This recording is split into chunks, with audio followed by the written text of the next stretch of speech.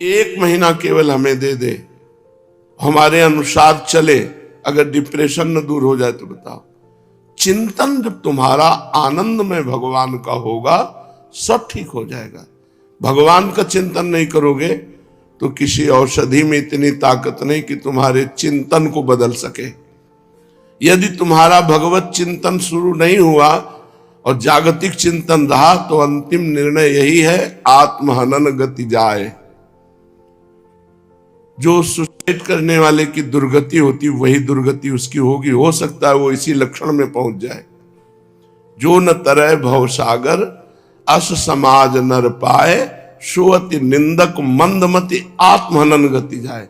वो निंदनीय है, वो मंदमति है, वो आत्महत्यारा है जो मनुष्य शरीर पाकर व्यर्थ का चिंतन करता है, भगवान का चिंतन नहीं करता।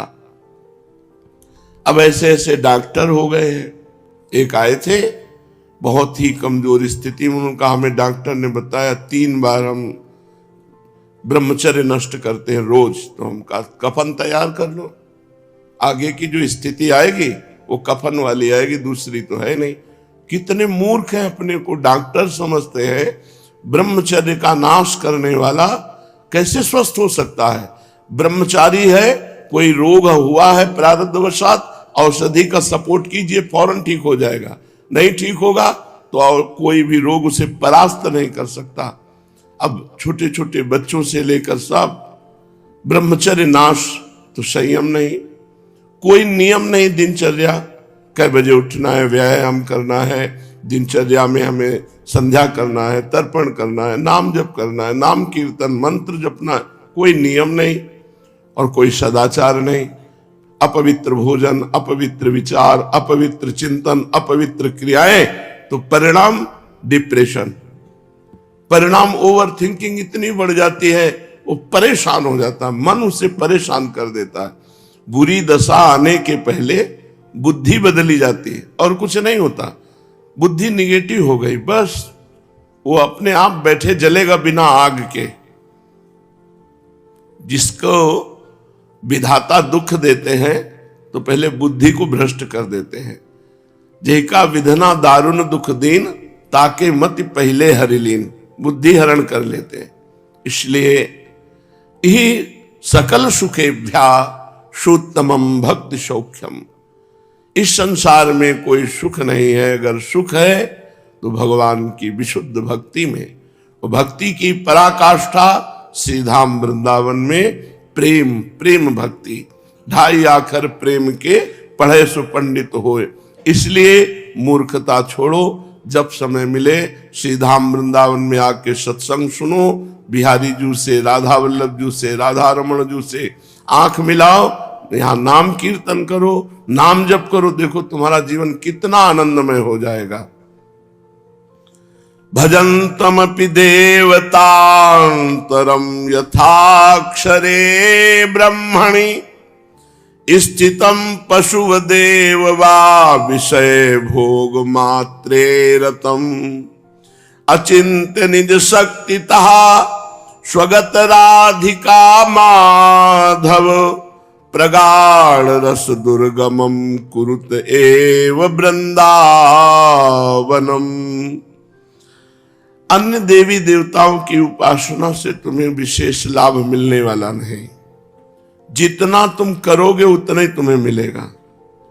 लेकिन भगवान की भक्ति घर का काम है, घर की सामान है।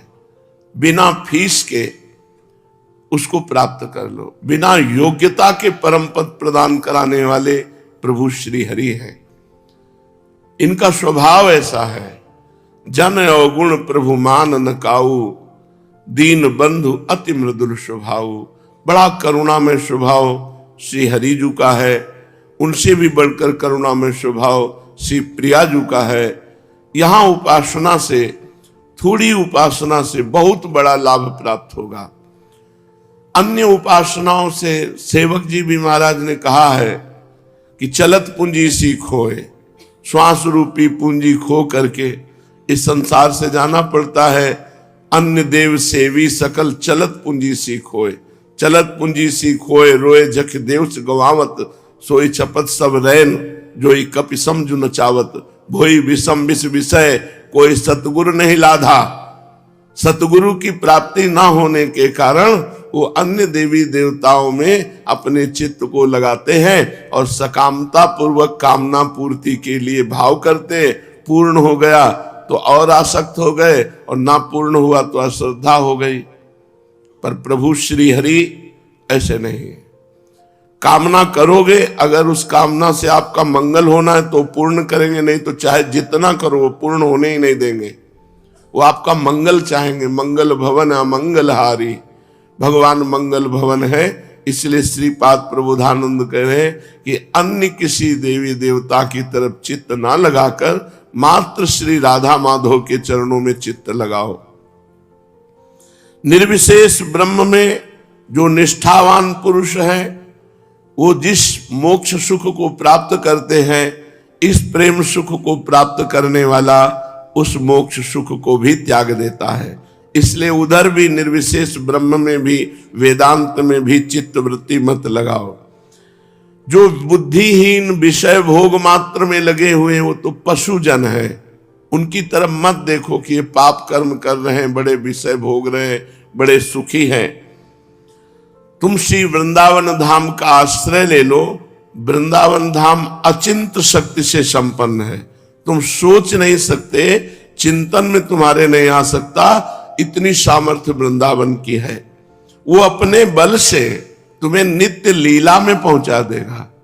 यदि तुमने श्रीधाम वृंदावन का वास स्वीकार कर लिया है, श्रीधाम वृंदावन के आश्रित हो, चाहे जैसे हो, वृंदावन अपने बल से तुम्हें नित्य लीला परायण कर देगा। भगवत लीला में चित्त डूबने लगेगा।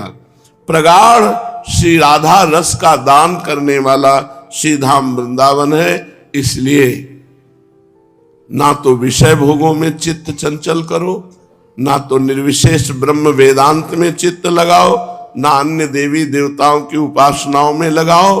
एकमात्र श्री प्रिया प्रीतम के चरणारविंद की भक्ति जहां प्राप्त होती है, ऐसे श्री धाम वृंदावन का आश्रय और वास स्वीकार करो। निहाल कर देगा अपनी अचिंत शक्ति से वृंदावन तुम्हें।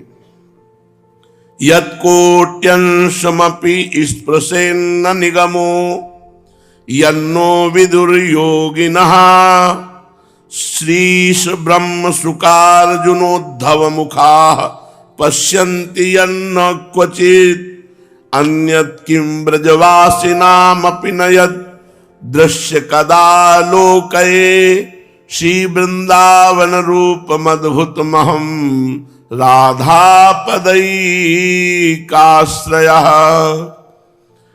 वेद जो सुख वृंदावन में है उसका करोड़वां अंश भी नहीं प्रदान कर सकता। यत् कोट्यंशमपि स्पृशेन न निगमो, जो वेद है, निगम है, जो वृंदावन सुख प्रदान करेगा, प्रेम सुख, तो 1 करोड़वें अंश का भी सुख वृंदावन का वेद प्रदान नहीं कर सकता। ये वेद के परम पारंगत विद्वान अनुभवगम्य महापुरुष श्रीपाद प्रबोधानंद जी बोल रहे हैं। करोड़वें भाग का भी जो सुख यहां वृंदावन में बरस रहा है, करोड़वें भाग का सुख भी वेद प्रदान नहीं कर सकता। और यन्नो विदुर योगिनः, और जो बड़े बड़े योगी जन हैं उनको भी नहीं पता है वृंदावन का प्रेम सुख। और श्री लक्ष्मी जी, ईश, उनके पति नारायण, ब्रह्मा जी, सुखदेव जी, अर्जुन जी, उद्धव जी, ये बड़े बड़े महापुरुष जिन महासुख को, प्रियालाल को, नवनिभृत निकुंज विलासी को आज तक देख नहीं पाए, उस सुख को वृंदावन प्रदान करता है।